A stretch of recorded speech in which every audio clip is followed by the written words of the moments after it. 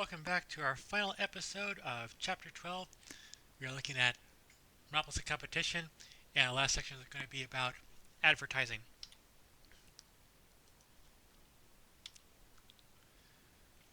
So, we did not talk about very much in the other two chapters about monopolies and perfect competition.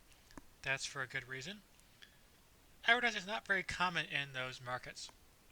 So, if there's perfect competition, that means that the goods are all very, very similar.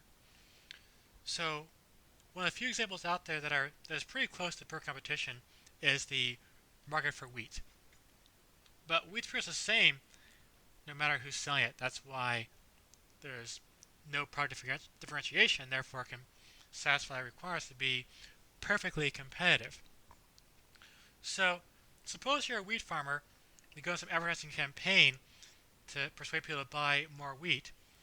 Well, because wheat's the same no matter who's growing it, there's no reason to buy it from you rather than buy from some other farmer. So advertising might not really help you out a whole lot if you're in a perfectly competitive market. Now, if you're a monopoly, you're the only game in town, people have to buy from you. So that's going to be true whether or not you advertise. So advertising is going to drive your costs, but people are already buying from you. Might not do a whole lot for demand, so not a big incentive to do it. So the other two cases are the more intermediate ones: monopolistic competition and also oligopolies. So oligopolies do advertise. So one example of oligopolies we said was car companies. It's a handful of major automobile makers in the world. Now, there's not quite as much competition because there are fewer sellers, so not quite as much pressure to advertise as there would be if there was monopolistic competition. So, monopolistic competition, so as a common example, was restaurants. And you do see a lot of ads for restaurants. That should not be a surprise. So, because the goods are differentiated, if you try to promote your good, you're bringing customers to your store and not drive customers to your rival stores. That's different from the example with wheat, where if you advertise wheat, they might buy it from you, they might buy it from someone else because wheat's always the same. It's different for restaurants because restaurants offer differentiated products. And there's also intense competition, so a lot of incentives to try to persuade people that your product really is special in some way. So that's why we put it in this chapter, because it's a big factor in the choices made by monopolistically competitive firms. So one goal is pretty clear: you're trying to increase demand for your good. Your book also talks about a second goal, which also is important. You also want to make your demand for your good, less elastic. You want people to think that your product is really special in some way, and they can't just substitute any other product for it and get the same experience. So if you're selling, for example, if you're selling pizza, you want people to think there's something unique about Matt's Pizza Shop. It's not just any pizza shop out there. You have to get to Matt's Pizza Shop to find the best pizza out there. As a result, they think your good is especially high quality or something like that. Then they'll be more willing to absorb a price increase. So if Matt's Pizza Shop is more expensive than the regular pizza shop or some other average pizza shop, then consumers won't switch because they believe now that my goods are special. So here's what that means for the graph. We said that elastic demand looks like this. Small price change gives you big quantity change. Demand is very sensitive to price, so you can't get away with big price increases. If I could make demand look more like this, here largest in price is going to have a very small effect on quality. Now I'd be able to get away with raising prices. So not just trying to raise the level of demand, we're also trying to alter the slope of demand as well. So advertising has its costs and benefits.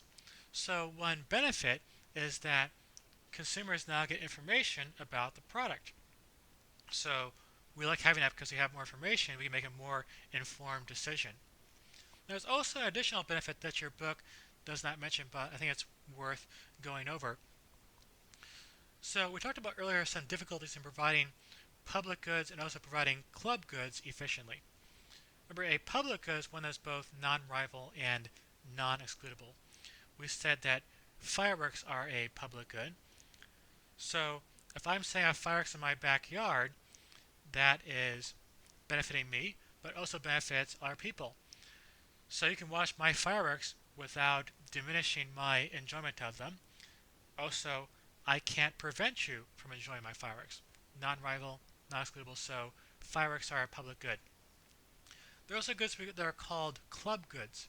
Those goods are non-rival, like public goods. However, they are excludable. So lots of websites and TV channels are examples of club goods. So a website could exclude you from accessing it. Some newspapers like the Wall Street Journal are paywalled. If you're not a subscriber, you can't view the articles, so they can exclude you.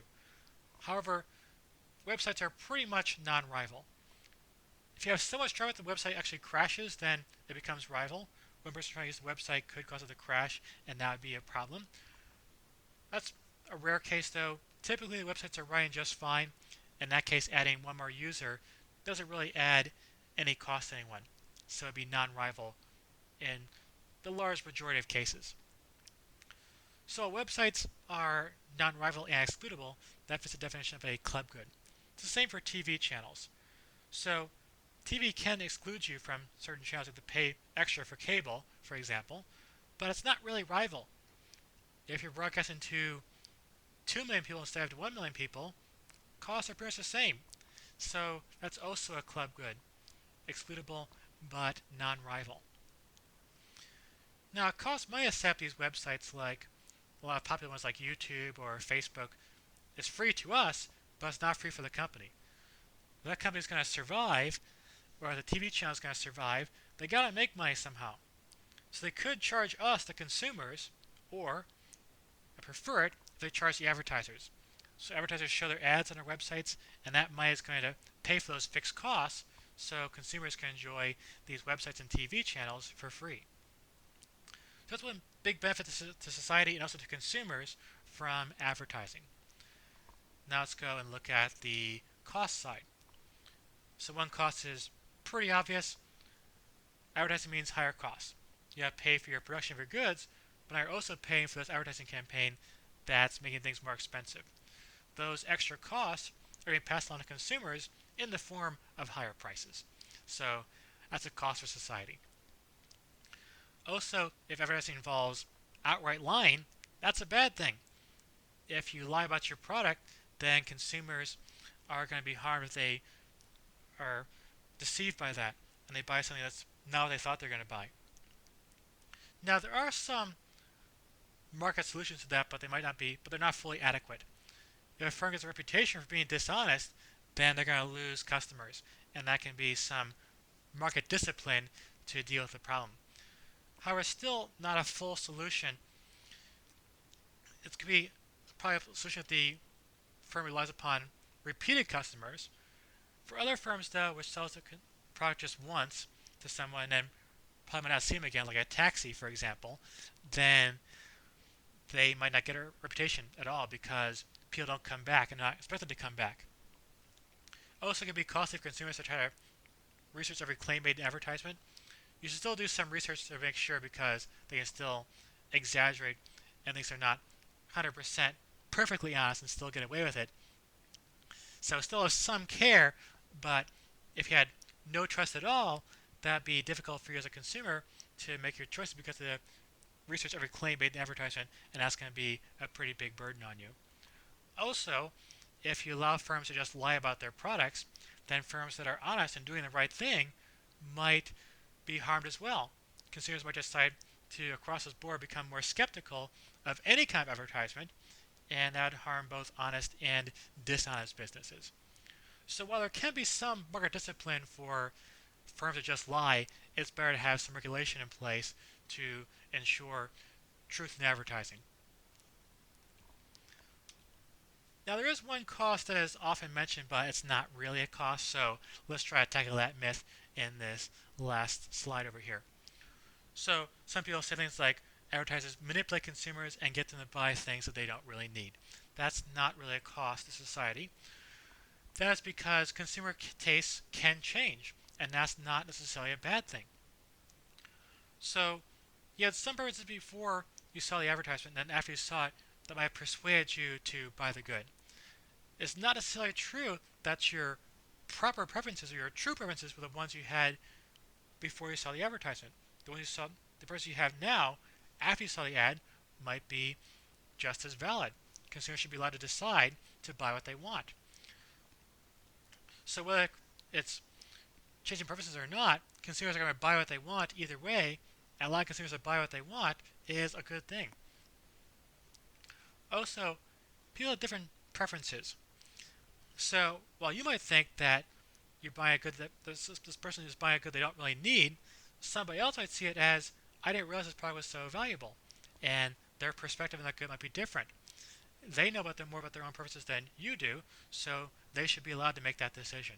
So this stuff about advertisers manipulate consumers and that causes welfare losses is pretty much just nonsense. So that's not really a cost of advertising.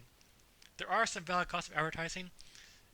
We saw they raise costs for businesses, and dishonest advertising in particular can lead to welfare losses, but this idea of manipulation has no justification. So that wraps up our section on monopolistic competition. So we'll see you guys next time for our next episode, which will start a new chapter.